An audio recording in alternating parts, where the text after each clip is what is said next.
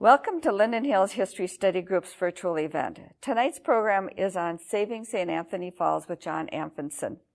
Dr. John Anfinson has been researching, writing, and speaking about the upper Mississippi River for over 30 years. He spent the first half of his federal career with the St. Paul District U.S. Army Corps of Engineers as a historian and cultural resource manager, program manager. He joined the Mississippi National River Recreational Area, a unit of the National Park Services, in 2000, where he served as superintendent from 2014 to 2020. John is the author of The River We Have Wrought, A History of the Upper Mississippi, and the book River of History, both published in 2003. Both books I highly recommend. I really enjoyed them and found them very informative. John sits on several boards, including Friends of the Mississippi River, Minnesota, and National Mississippi River Parkway Commissions, which is part of the Great River Road, and the National Parks Conservation Association's Midwest Council. John holds a PhD in U.S. history from the University of Minnesota. Now, turn it over to John. Thank you so much. And thanks to Linden Hills History Study Group. I mean, this is amazing to be here with a few of you and knowing there's a lot of you out there. And to see how a hybrid program can really work is really amazing. So thank you for joining me for what I believe is a fantastic story about one of the greatest disasters in Minneapolis history, but also an alarm for the city's present and future well-being. Unlike other disasters, this one could happen again. What I want you to take away is how close St. Anthony Falls came to ending and how vulnerable it still is to that fate. St. Anthony Falls lies one tick of the geologic clock from ending a 12,000-year journey. Holding back the clock, holding back nature, is a dam, dike, or cutoff wall that no one can see and few know exists. It stands 3 stories tall and spans the Mississippi River. It lies deep beneath the last of the limestone riverbed. For 145 years, it has withstood the relentless demands of nature to end its task. If that wall or the geology around it failed and we couldn't get control, St. Anthony Falls would unravel again. The river would begin cutting down its bed to level out the nearly 50-foot difference from above the falls to below it. The current would quickly eat away the sandstone foundation under the limestone, and everything resting on the limestone could collapse, including the 3rd Avenue Bridge and the Horseshoe Dam. When the reservoir above the falls drained, Minneapolis, the 7 suburbs it supplies, and the international airport could lose their water supply in 3 days. And as the river cut down its bed, it would create a long rapids for miles upstream, threatening more infrastructure. In a 2021 report, the U.S. Army Corps of Engineers says the 19th century architects of the falls recognized that the loss of the falls would be catastrophic and added the same conclusion applies today. Consequently, the Corps declares it seems self-evident that the falls cannot be allowed to unravel. But who would stop it from unraveling? No one accepts ownership or responsibility for the cutoff wall. I don't know if the cutoff wall will fail today, tomorrow, or in another 145 years. No one does, and that should worry us. Except for a few places where we can get a glimpse of the wall, no one has inspected it or the surrounding geology since the Corps finished it on November 24th, 1876. A full inspection is long overdue, and we need to know who owns and is responsible for the cutoff wall. Let me begin by setting the context for how special St. Anthony Falls is. In this story, St. Anthony Falls is like a character from a fantasy novel, one that is ancient but not immortal, and one whose time is ending. Few places on the Mississippi River can match St. Anthony Falls' national and international significance. Geologically, it is unique. It is St. Anthony Falls' the Mississippi River's only major waterfall. To American Indians, it was a defining feature on the landscape, one that possessed spiritual power and still does. The Dakota called the Mississippi River Hahawakpa, meaning river of the falls, and they call the falls Owamni for falling or curling water. Historically, the falls saw who's who of European and American explorers. In 1680, French priest Father Louis Hennepin renamed it and made it an international landmark in the wilderness. In 1766, English colonist Jonathan Carver reported that Spirit Island held many eagles' nests because of all the fish trying to migrate above. And in 1805, Lieutenant Zebulon Pike became the first American explorer to reach the falls. He measured and described it through an engineer's lens, but he left one of the most emotional accounts. To him, it was the dividing line between his known and unknown worlds. St. Anthony Falls painters include George Catlin, Henry Lewis, Seth Eastman, Albert Bierstadt, and many more who tried to capture the falls' aesthetic power. Economically, the falls' physical power gave birth to the saw and flour milling industries that would become the leading producers of their commodities in the nation. And technologically, the falls generated the first commercial hydroelectric central plant in America. St. Anthony Falls, its story, and its historic sites help explain why Congress established the Mississippi National River and Recreation Area here as a unit of the National Park Service. And consider the economic investments St. Anthony Falls has drawn to its fold over the last 50 years, which total well into the billions. All of the above depended upon, or still depends upon, the presence of St. Anthony Falls, a presence that may be more tenuous than you know. When you think of a river's bed, most people think of the river's bottom. At St. Anthony Falls, you have to look deeper. You need to consider the section of river from the crest of the spillway to about 1,100 feet upstream where the limestone caprock ends, where St. Anthony Falls ends. You cannot understand the cutoff wall separate from the geologic and historical context of this area. 3 layers comprise the riverbed's geology. The first is Platteville limestone. The limestone tapers from 8 to 12 feet thick at the downstream edge to only 2.5 feet thick at the upstream end. The river has cut away the Magnolia and Hidden Falls members, and only the Mifflin and Pecatonica remain. The Mifflin layer is lined with fracture joints. As a result, it breaks apart in large slabs, as if it were cut by a saw. The next layer is Glenwood Shale, which is about 2 feet thick. Shale is compacted silt, mud, and clay, and comes apart in thin layers. Below the shale lies a deep deposit of St. Peter sandstone. Some layers are nearly pure silica. You can carve your name into it with a stick, which I'm sure some of you have done. And this is critical. Water flows through seams in the more porous layers. You should think of this geology as the strong but flawed character in our narrative, vulnerable to someone provoking their flaw and taking everything down with them. But who would be so foolish as to do that?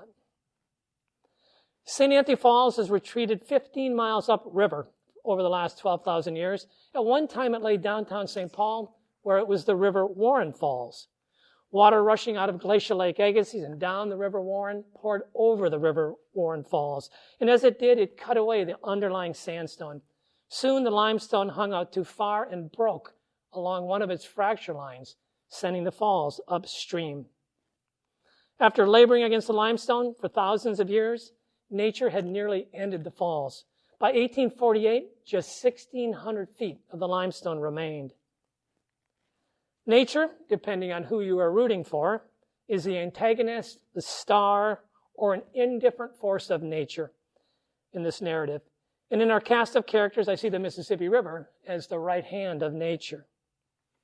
1848 marked the end of an epic and the beginning of a new period for St. Anthony Falls. During the epic, which lasted from the retreat of the glaciers up until 1848, natural forces defined the fall's physical appearance, the sounds it made, and the rate and path of its retreat. Beginning in 1848, the sights and sounds of the natural falls began disappearing, and human actions defined its physical character and hastened its retreat. Franklin Steele completed the first dam at St. Anthony Falls in 1848. It extended from the east shore to a point about 50 feet above Hennepin Island and then to the toe of Nicollet Island. In September, sawmills began cutting lumber on the dam. But from 1856 to 1857, the East Side Millers removed the dam between Hennepin and Nicollet Islands, and angled a new section of the dam out into the west channel to capture more of the river's flow. Not until 1855 did the U.S. open the west side to settlement, and when it did, the west side interest acted quickly. In 1856, the Minneapolis Mill Company, representing the west side millers, built a platform dam for their sawmills. And to secure their share of the river's flow, they angled a section of their dam out to meet that from the east side. Finished in 1858, the combined dams formed a V that directed all the water to the mills on either side. We call this the Horseshoe Dam. The Horseshoe Dam, however, accelerated the fall's retreat. While water could go over the top of the dam when high, as the river fell, it directed all the water to the mills on either side, leaving the center of the falls dry and exposed. Subject to freezing and thawing, the already fractured Mifflin limestone began cracking and spalling, and logs running over the fall's leading edge pounded it, further accelerating the fall's retreat. Look at how far the falls had retreated in just over a decade. In their rush to profit from the falls, the millers had poked geology's flaw and had joined forces with nature to end the cataract. Had the erosion continued at this pace, the falls would have disappeared in less than 40 years, and the rate would have increased as the downstream edge approached that of the upstream, something the millers would soon learn. To prevent this future, the Minneapolis Mill Company started building a timber apron over the West Falls in 1866. As the construction began, the St. Paul Daily Press called people to pay their last respects to the natural falls. For soon, the paper lamented, the heavy plunge of the Amber Mississippi will be heard no more. To save the falls, the engineers will stifle the voice of nature with wooden aprons. The paper worried needlessly. In June 1867, a Mississippi River flood ripped apart the newly completed apron. The company had spent $35,000 on it and could not afford another. In his January 9, 1869 report to Corps of Engineers headquarters, General G.K. Warren, the 1st St. Paul District Commander, described how the limestone had been receding for ages and warned, there is but 1,100 feet of this rock left above the crest of the falls. When this shall have gone, but a few days or hours will be required to sweep away the soft material remaining and produce a long rapid extending far above, not merely destroying the water power, but a long reach of navigable river. One more flood, like that of 1867, he stressed, might complete the destruction, and added, we see that there's cause for the most serious apprehension and that the emergency is pressing. After 2 years of wrangling, Minneapolis and St. Anthony is a community on the east side of the river, not incorporated into Minneapolis until 1872. They finally agreed to fund a new apron, and work started in July of 1869. This time, the Minneapolis Tribune called readers to say farewell to the natural falls. The paper proclaimed, it is a stupendous work to accomplish, yet engineering skill will overcome all obstacles, and so the mighty falls of St. Anthony have been made to succumb to man and are now subject to his will as a child. Nature took exception. In September, the Mississippi River tore hundreds of logs loose from their booms upstream and destroyed the apron. The failed efforts to build the apron barely slowed milling at St. Anthony Falls. By 1869, lumber milling had become the leading industry when 18 lumber mills operated at the falls. Flour milling grew even faster, drawing on Minnesota's growing wheat harvest and railroad network. Many believed that the city's extraordinary progress could not be denied or delayed. As of the fall of 1869, Minneapolis was on track to become the nation's leading flour milling city. The millers had funneled the river away from the center of the falls, accelerating its retreat. 2 efforts to build an apron had failed. General Warren believed St. Anthony lay one major flood away from ending. On September 7, 1868, workmen had begun excavating the Eastman Tunnel under the limestone, under Hennepin Island, and under the river. The tunnel was to be a tail race for a mill that William Eastman and his partners planned to erect on Nicollet Island. By October 4, 1869, they had reached the foot of Nicollet Island. That morning, they arrived to find water running through the tunnel. Morton Hinch was among them, and he published his account in the Minneapolis Star in 1924. Hinch remembered, "I was working on the tunnel at the time the crash came. At first, the seepage began to increase. Then chunks of sandstone become loose from the walls and drop into the tunnel. It was harass or out for the workmen." The millers had again poked on geology's flaw.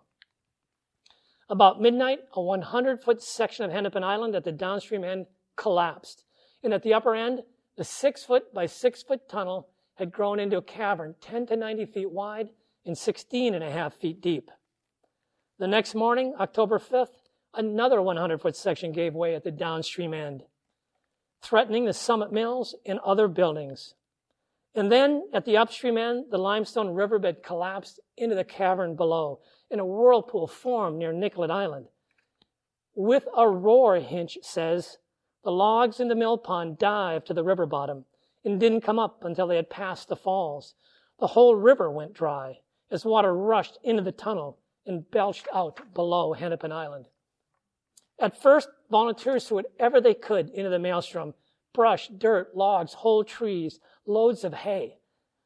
But one account says the river swallowed them like eggshells, engulfed them as if it were so much snow. Realizing the futility, they hurriedly built a raft and floated it over the vortex, which sucked it to the riverbed, and they piled on dirt and rocks, hoping that they had plugged the hole. It looked, another account says, as though man's cunning had triumphed over the river. You think the newspapers would have learned something about taunting nature. About noon, the account says, the great raft went down in the center. It seemed that the river was about to take the lives of 100 for their attempt to curb its will. Through divine providence or nature's will, the raft heaved up, allowing everyone to scramble off before the river consumed it, and the breach grew twice as big. Then, around 3 o'clock, the river destroyed the second raft, and the breach grew again. And at 4:30, an even larger section collapsed. This series of 4 collapses are all seen as the first break. The power of falling water had turned against the millers. To gain control of the growing cataclysm, workers knew they had enclosed the damaged area and started building cofferdams. Cofferdams are structures that enclose or encircle a portion of river so the water can be pumped out and people can work inside of it. By October 19th, the cofferdams had reduced the flow enough for the millers to inspect the tunnel. They found large cavities under the limestone at both ends and planned to begin repairs soon. But at 1 o'clock the next day, a large whirlpool formed between Nicollet and Hennepin Islands. Focusing on the facts, the Minneapolis Tribune's local department reported, when the break occurred, the water rushed through the tunnel with such force that it was thrown out of the shaft at the head of Hennepin Island, a distance of 30 to 40 feet into the air. Imagine a large geyser at the head of Hennepin Island. Fearing detractors would cast doubt about the city's future, the Minneapolis Tribune's front page story scoffed at them, saying, "It will be seen by reference to our local department that another crevasse has taken place on the other side of the river. And there is now, therefore, an excellent opportunity for those who scare easy to go into convulsions over an anticipated calamity, and also for the concoctors of sensation telegrams to ply their vocation." My guess is that sensation telegrams were the mid-19th century version of provocative tweets. To deal with the new break, workers connected Nicollet and Hennepin Island with cofferdams. Despite the Tribune's dismissal, the October breaks were the opening scenes of a calamity that threatened to undermine the entire riverbed at St. Anthony Falls. Consider this. Until October 1869, erosion at the downstream end had been the greatest threat to ending the falls. Now the danger came from upstream too. Think of a short candle burning fiercely at both ends. Everyone knew what was at stake, and they realized that only the Corps of Engineers had the expertise and the access to the funding needed to save the falls. The Corps had opened the St. Paul District Office in 1866, placing it under General Warren. At this point, the Corps are reluctant champion, constrained by bureaucracy. On November 16th, Warren visited the falls, but he had no authority to fix what the Millers had let loose. He could, however, conduct surveys. So he engaged Franklin Cook, a civil engineer, and ironically the man in charge of constructing the Eastman Tunnel, to study the situation. But the Millers could not wait and began repairing the damage themselves. During the winter of 1869-70, they tried plugging the tunnel and shored up the cofferdams, but they still hoped the federal government would step in. The towns of Minneapolis and St. Anthony, the Millers, the congressional delegation, and the governor had all been trying since 1867 to convince the federal government to help save the falls, but they had failed. U.S. House members from other states objected. At one hearing, Representative James Mullins of Tennessee asked, "Who derives benefit from that water power, the government or the individuals?" There had to be a federal interest. There had to be a federal purpose. General Warren supplied one, building on plans for the Meeker Island Lock and Dam just 3.5 miles downstream. Since 1866, Warren had been promoting navigation above the falls. He even suggested connecting the upper reaches of the Mississippi over to Lake Superior with a canal. Strengthening his arguments for preserving St. Anthony, Warren sent Lieutenant General Andrew Humphreys, the head of the whole Corps of Engineers, Cook's report. He rushed it to Humphreys, knowing Corps headquarters would soon receive cries for help from the cities, Millers, and state.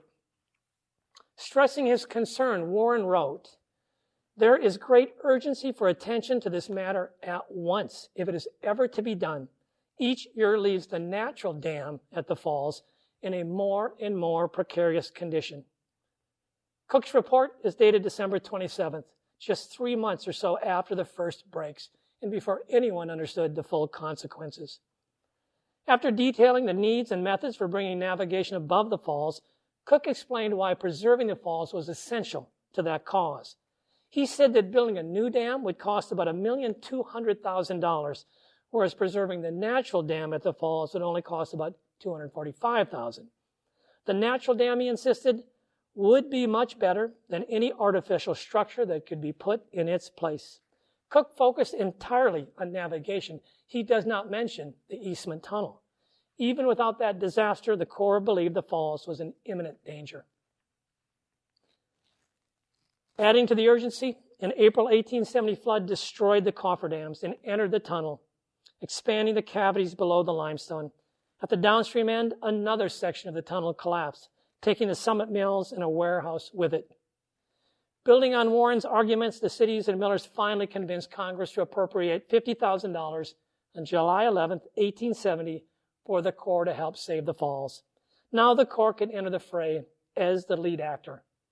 Over the next year, the Corps strengthened some cofferdams, built new ones, cleared out the debris, and began filling the cavities, but water kept leaking in. On July 3rd, 1871, water began flooding the tunnel. The Corps found that it originated between Nicollet Island and the east shore. Water had discovered a way under the limestone edge on the east side and had scoured a new path from the east channel to the toe of Nicollet Island. There it joined the Eastman Tunnel and ran down the Eastman Tunnel until it encountered a plug of debris. Denied that route, it cut a new path through the sandstone out the west side of Hennepin Island. Hereafter, the Corps would refer to the scour path out the west side of the island as the West Branch. To defeat this new adversary, the Corps constructed a temporary dam across the east channel and directed all the river's flow over to the west side. And they conducted a survey of the riverbed at the upstream end. Where the limestone ended, they found the sandstone filled with cavities. Some of the cavities connected to an extremely porous seam in the sandstone that lay about 14 feet below the limestone. Cook believed that this had caused the Eastman Tunnel to collapse. He speculated that water running through the seam had connected the tunnel once it got close enough. He also thought it explained the ongoing flows into the tunnel. Consequently, he boldly suggested building a cutoff wall under the limestone, the full width of the river. The new district commander, Colonel John McComb, agreed and called for a formal board of engineers review. On August 10th, 1872, the board visited the site. That evening, they met with a large delegation from Minneapolis who offered their ideas for fixing the falls. 2 days later, the board presented their recommendations. They urged completing the apron, and they agreed a cutoff wall was the best solution for saving the falls. In the opinion of this board, they stated, the plan proposed for the preservation of the falls by Colonel McComb is the correct one. But, they added, it involves a cost far in excess of the funds now available. Since the Corps did not have the funding for such a massive undertaking, the board decided to go with the city's plan of lining and plugging the tunnel. These efforts, however, did not address the persistent and ominous seepage under the limestone. For most of 1872, the Corps worked with the city to fill the cavities. They lined 800 feet of the tunnel and finished a timber bulkhead or barrier inside the tunnel near the head of Hennepin Island. On April 10, 1873, Captain Benyard revealed how extensive the damage had become. For 100 feet above the bulkhead, he said, the tunnel was about 90 feet wide and in danger of collapsing. So he explained it became necessary then to build columns and walls for the purpose of supporting the limestone. This image shows the timber and brick structure spanning one 90-foot section of the 100-foot-long cavern. I don't know if they built more. Anticipating a spring flood, the engineers fortified the cofferdams. But on April 15th, the Mississippi River ripped a 150-foot wide gap in the west side cofferdam, flooding the tunnel and drowning one man. The flood destroyed a masonry bulkhead built during the winter and tore out part of the tunnel lining. Once the water subsided, the Corps repaired the cofferdam and planned to continue their work. But water kept leaking through the sandstone off the west side of Nicollet Island, hinting at more problems. The Mississippi River was still probing for weaknesses in the Corps' defensive works. On May 17th, it found one in the West Channel, causing what the Corps called a great breach in the dams. The water scoured a new channel west of the Eastman Tunnel before joining it. To stop the flow, the engineers extended an earthen dam at the upstream of the limestone ledge. For over 4 years, the Corps had faced one crisis after another, and now multiple tunnels ran under the limestone. Still, by November 29, 1873, the Corps had plugged all the cavities. To test their work, they let water flow over the area inside the cofferdams. Everything held, but one leak caused concern. Had the leak come from flowing through the gravel fill, it would have been cloudy, but the leak was running clear. To Major Francis Farquhar, the new St. Paul District Commander, it meant something serious. It meant water was coming through a seam in the sandstone despite all the Corps' efforts to stop it. Unless they addressed this, more scour events were likely.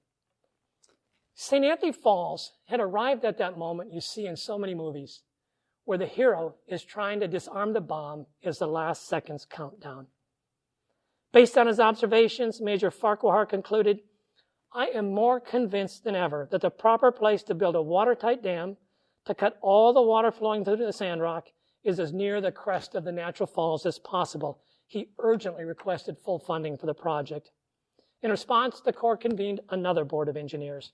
On April 14, 1874, the board recommended completing the apron, building 2 roll dams inside the Horseshoe Dam to guarantee water over the Central Falls at all times. And like the 1872 board, construct a cutoff wall the full width of the river under the limestone. This time, Congress accepted the recommendations for the federal purpose of preserving navigation above the falls. On July 9, 1874, the Corps began working on the cutoff wall. First, they sank a shaft on Hennepin Island over the Eastman Tunnel. And in digging the shaft, the Corps learned that the sandstone had been washed out to a depth of 25 feet below the limestone and filled with quicksand. Then they started excavating cavities for the cutoff wall through the sandstone and shale just below the limestone to the east and west banks. They called each level a drift, a word I will use as well. As the workers started digging the drifts, they encountered water flowing through seams in the sandstone, which followed them as they went down. Can you imagine working so deep under the island and under the river with hand tools and kerosene lanterns, with the constant threat of the sandstone collapsing, a new break, or a flood? Along the top level or drift, they built a small rail car track. They used this to haul out sandstone and shale and bring in cement and supplies. At 25 feet below the limestone, the workers widened the excavation from 4 feet to 6.5 feet to allow for a passageway in the bottom level and as a base to the wall. Then they built the wall up layer by layer. The concrete was 1 part cement, 2 parts sand, and 5 parts stone. The cement came from a variety of companies, water from the increasingly polluted Mississippi River, sand from street grading in Minneapolis. For stone, they crushed the Platteville limestone from where it had collapsed into the tunnel. And after mixing this blend, they poured the cement in about 6-inch layers. But nature hadn't given up. On April 9th, 1875, an ice jam above St. Anthony Falls broke, and the water suddenly rose 4 feet and flooded over the top of Hennepin Island and down the shaft. Luckily, no one was in it. 6 days later, a section of the cofferdam on the east side of Nicollet Island gave way, and several days later, another section collapsed. Water rushed inside the cofferdam, scoured another channel through the sandstone, and flowed through the cutoff wall excavation. Once the Corps restored the cofferdam, they inspected the damage. Wet sand had filled the west excavation, and it would take the rest of April and most of May to dig it out. The engineers again had to shore up the limestone where the flood had cut out too much of the sandstone underneath it. Finally, they filled the new channel with what they termed well-rammed gravel. But nature is persistent. On July 8, 1875, workers hit a strong spring 370 feet west of the shaft and 30 feet below the limestone. Within hours, water and sand filled portions of the lower drift. They tried stopping it, but the flow steadily increased. The engineers determined that the source came from the east channel. Water had somehow found a route from the east channel over to the west and had connected to the seam or the stream, giving them problems. They tried addressing this, decreasing the flow some, but they said it continued to flow steadily, frequently bringing in large quantities of sand and seriously delaying the progress of work. Then on August 1st, the flow increased again, and over the next few days, sand and water filled the west excavation. This time, they found the source came from the area of the 1873 scour event. Left alone, the flow would likely have created another tunnel, as indicated by the dashed line. So the engineers cleared out the part of the 1873 scour area and took the flow into iron pipes running to the Eastman Tunnel. It then took 18 days to clear out the sand. Where the spring had caused the sandstone to cave down, it formed a cavity 10 to 15 feet wide that extended for 100 feet above the wall. Nature was still seeking any path it could to end the falls, but nature can be patient too and gave them a reprieve. By November 14th, 1876, the Corps reported that they had filled the old tunnel and its branches and the breaches in the limestone above the dike with well-rammed gravel. Despite the dangers and the setbacks, the engineers placed the last load of cement in the cutoff wall on November 24th, 1876.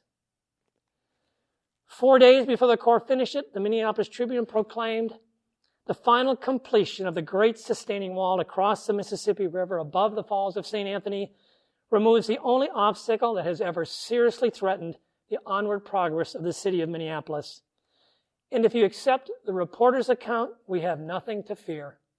Issuing the greatest taunt to nature yet, he asserted, "This artificial fortress is to stand guard for ages and defy floods. No power is to move it. It is more lasting than nature itself." But nature can work slowly.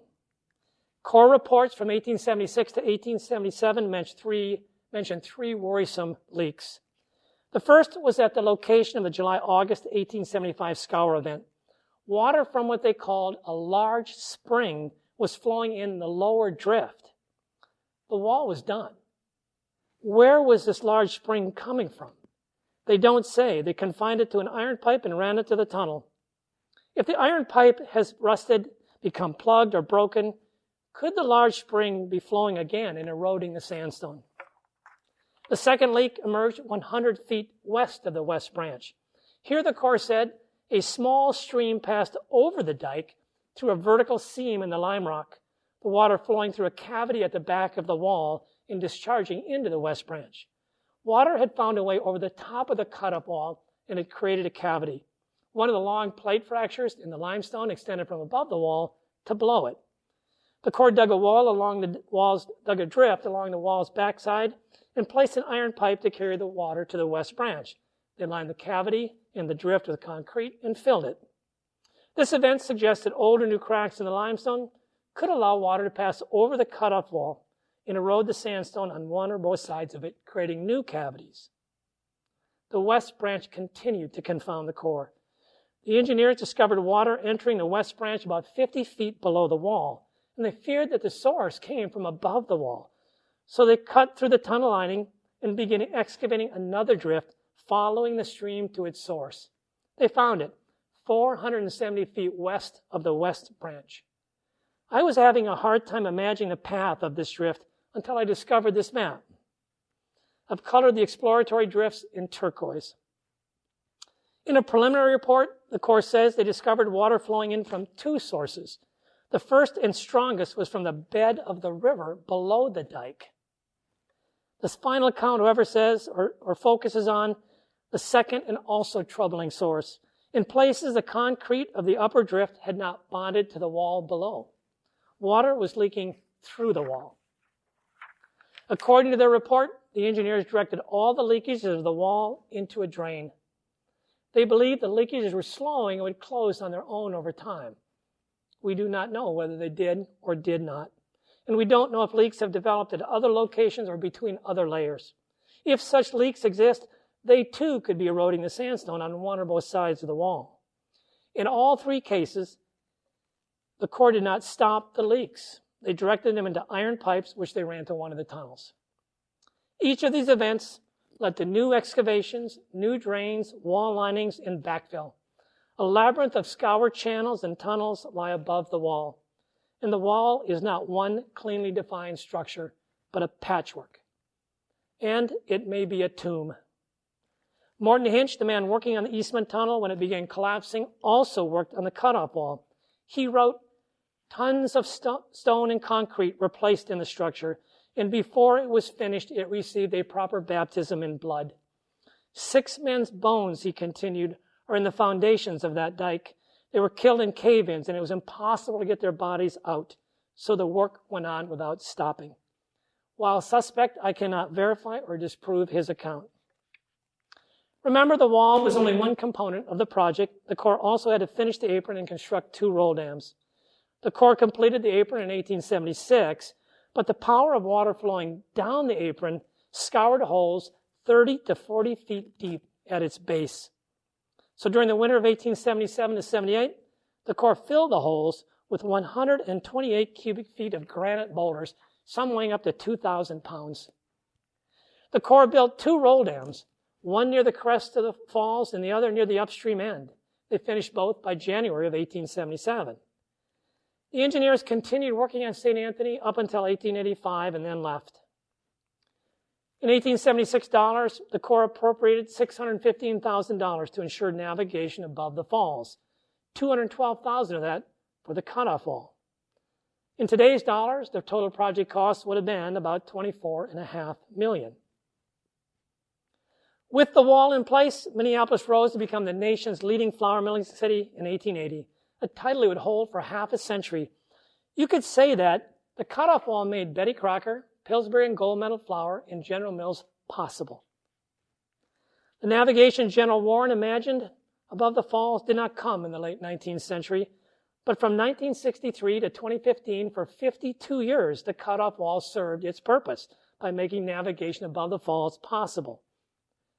While navigation has ended, the cutoff wall still serves critical economic and social needs. Too much now depends on the falls to let it unravel again. Do you believe the cutoff wall is stronger than nature itself? Do you believe nature has stopped trying to end St. Anthony Falls, stopped probing for weaknesses it can exploit? In 1876, the Minneapolis Reporter thought the cutoff wall would outlast nature itself. Upon revisiting the falls, about 1880, General Warren remarked, "Only eternal vigilance will preserve the falls of St. Anthony." In a 2020 National Geographic article, the author wrote, "Many U.S. dams were built with now outdated standards and methods, as well as for different climate trends. What's more, Dams need continual maintenance to keep operating safely over the decades. Valves break, metal rusts. And the author noted by 2025, 70% of them will be more than half a century old. While we should worry about dams half a century old and built with outdated standards and methods, the cutoff wall is nearly 3 times that age, and we know little about what is rusted, cracked, or crumbled. Standards and methods have certainly changed since 1876. When the Corps completed the wall, Ulysses Grant was president, and Colorado was admitted as the 38th state. According to the 2021 American Society of Civil Engineers report card for America's infrastructure, the National Inventory of Dams describes the condition of 81% of the high hazard potential dams. These are dams where a failure could result in at least 1 death. The cutoff wall is not on this inventory. The report card notes that over 80% of these dams have an emergency action plan. There is no emergency action plan for the cutoff wall. Who would write and carry it out? The responsibility rests with the owner. No one accepts or is assigned ownership. After every major disaster, the press, public, and politicians ask 3 questions. Who knew what, when, and what did they do about it? I've shared with you what I know tonight. What actions can we take? We need the federal and state governments and the city of Minneapolis to work together to conduct a study of the cutoff wall and the area above it, determine ownership and responsibility, and develop an emergency action plan. St. Anthony Falls, our ancient but not immortal character, is in a state of suspended animation. How long before nature loses its patience? Thank you. I really look forward to your questions. I hope you have a lot. And we're going to transition here to questions. I guess you can take that down, and I will continue to stand at the podium. And if there's questions that have come in into the chat or something, I'm glad to take them. Okay. Let's see. All right. We've got some questions started in the chat already. The first question is from Mark Jarbo. If the falls were to collapse, what would be the state of the river and what would be there in place of the falls? So once the river starts unraveling again, let's say it's during a major flood, it would undermine the sandstone, and so the limestone would collapse. The remaining limestone would collapse. Everything resting on the limestone would go down. The Horseshoe Dam would go away. The 3rd Avenue Bridge would collapse. And when the reservoir went away because the Horseshoe Dam collapsed, Minneapolis water supply intake comes out of the river. So it's sucking air, basically, if the river gets too low. In one Corps of Engineers report, they say that the river could scour its bed down for 30 miles upstream. So all the infrastructure in the river for miles upstream would also be at risk. And I think it would probably get to about the area of the Coon Rapids Dam, where there is a harder bedrock and a harder base, and we maybe see a waterfall develop up there. I think that's something we need to explore and see what really would happen. Good question. Okay. Randy asks, is there an existing outlet for the old leaks around the cutoff wall? And is there a measurable flow from that outlet? So really good question. Xcel Energy and the Corps and others have looked at the West Branch and the Eastman Tunnel. And there is water flowing out of both of them. But there has not been a regular program of monitoring that flow. So they know there's audible water running in the Eastman Tunnel, for example. But both tunnels are so dangerous right now that you can't go up in them without special hazardous mitigation suits and equipment. So it's really expensive to do it. And right now, Xcel Energy, Federal Energy Regulatory Commission, says that that FERC, they're called FERC, they say that Xcel has to go up every 10 years. So we really don't have a lot of good data. And every time that there's been monitoring started, they use piezometers, which measure water pressure above and below. Almost every time that started, it's kind of faded and gone away over time. So there's really been no consistent historical documentation of that flow. And that's something we really do good monitoring. We need good and consistent monitoring. Okay. Christine asks, what do we know about the wall's history since 1885? Is there any evidence of issues since then? Why the worry? The Corps has said the wall won't go anywhere. Well, I've taken this really up to the point you saw today. I know what the history of it is, and I know that we should be worried about what could have happened since, but we really need to document that period from the 1880s up to the present, and we need good historical documentation. One of the records I've read says that in the 1920s and early 30s, there was an issue around the cutoff wall in Hennepin Island, and Northern States Power that at that time came in and had to do some work because there was sandstone caving down. But I don't know what the nature of that work is. It's kind of frustrating, but it may be necessary. But Excel's done two, I'm sure, very thorough reports in 2009 and 2019. But access to those is restricted by Homeland Security regulations because they're an energy producing company. So maybe we need to work with Excel to get a better understanding of that history since 1880s. And I think what we need is a really thorough study, like I said, and part of that thorough study is bringing the history up to date. Okay. Randy, again, he has two questions. Is there a legally defined default owner of last resort for a structure like the cutoff wall? And his second question is, how could the cutoff wall be inspected today? And how could anyone access it? So the first question, no, there isn't. There is no default owner, and no one accepts ownership. And it's a difficult question because no one wants to get stuck with it either, I'm pretty sure. How would you inspect it? Well, I'm a historian, not an engineer.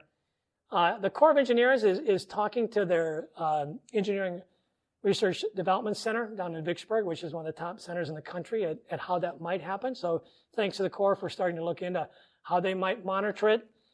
You could also do borings. I found a great image from the 1930s of all kinds of borings from the crest of the spill, or about where the lock is right now, the lower end of the lock, up to about Nicollet Island in the West Channel. About 90 borings were taken in that reach. Could we do borings inside the Horseshoe Dam and on the east side and see if there's cavities above or below the wall? That might be another option. But again, part of this talk was to get those conversations generated. We can find oil in oceans and deeply buried minerals, copper and other things. I think we could figure out how to study this. Okay. So another one from Randy. Please discuss the impact on the Minneapolis drinking water inlet if the falls collapsed. So I think it really it depends on the time of year and the nature of the catastrophe. So if the Horseshoe Dam fails because the limestone has failed underneath it and the Horseshoe Dam goes down with it and the pool drains, let's say it's at a major near record flood or a really high flood, well, the intake's going to be fine until the river drops. Once the river drops, what's the plan to come in and restore the reservoir to ensure the Minneapolis water intake? Could you even fix the falls at that time, or would you have to put in a temporary dam somewhere upstream, maybe a rock groin, they would call it, or a rock barrier that would be not a full dam, but it would be at least back up water enough? That could happen, but there's no plan for it right now. That's what an emergency action plan would address. If you had an emergency action plan, it would say, okay, if this happens, here's what we're going to do. But without that plan, I'm not sure what happens. Okay.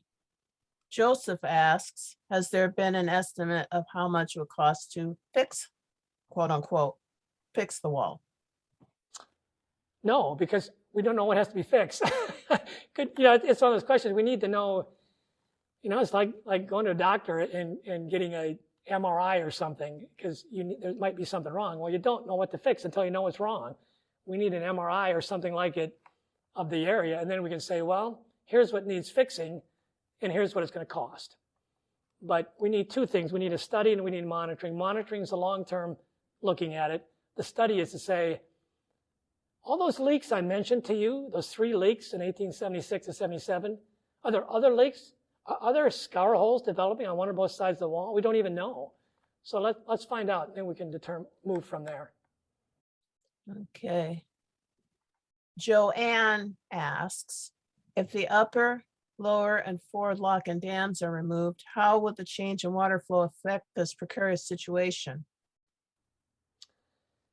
So Lower St. Anthony Falls, Upper St. Anthony Falls and Lock and Dam 1 have fixed crest spillways. So, the water flowing over St. Anthony and down past the confluence of Minnesota won't change.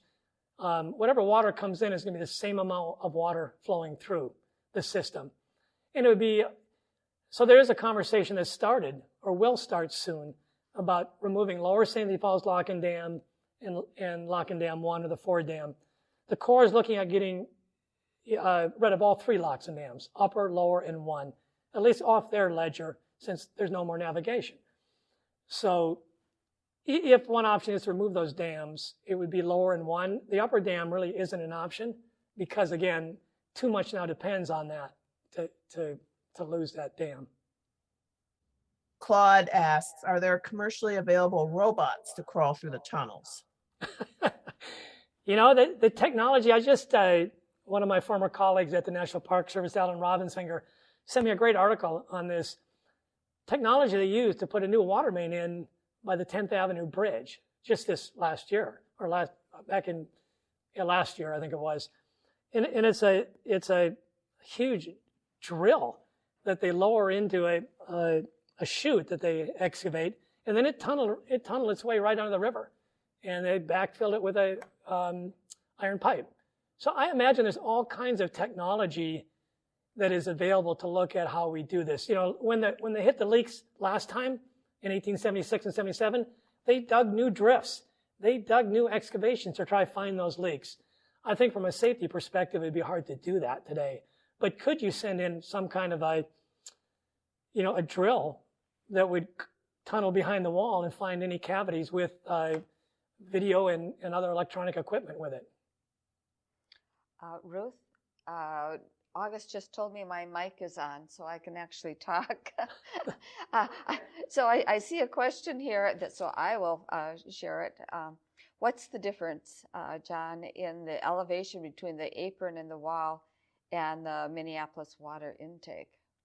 It's the elevation you have to worry about is the crest of the Horseshoe Dam. So the crest of the Horseshoe Dam, creates a reservoir. That's what creates the reservoir above St. Anthony. Without the Horseshoe Dam, it'd just be a free-flowing river, and it would have been a rapids. There's a great account from the 1820s of one of the explorers wading across the fall, St. Anthony, just above the falls.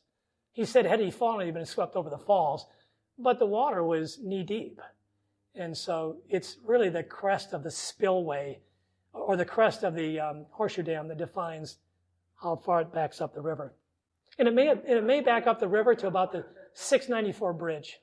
But what is that difference, John? I don't know the exact number on that. 3 feet, 5 feet, 10 feet?